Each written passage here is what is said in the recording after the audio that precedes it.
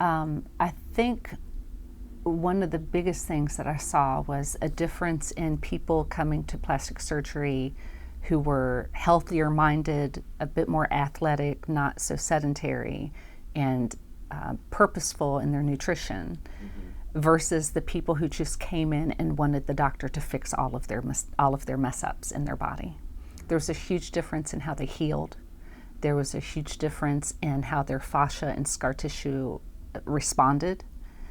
And it really stood out to me how important it is to have the proper nutrition in your body before you enter surgery, to still be active and not just wait for a surgery to occur to you, to still seek body work before the surgery.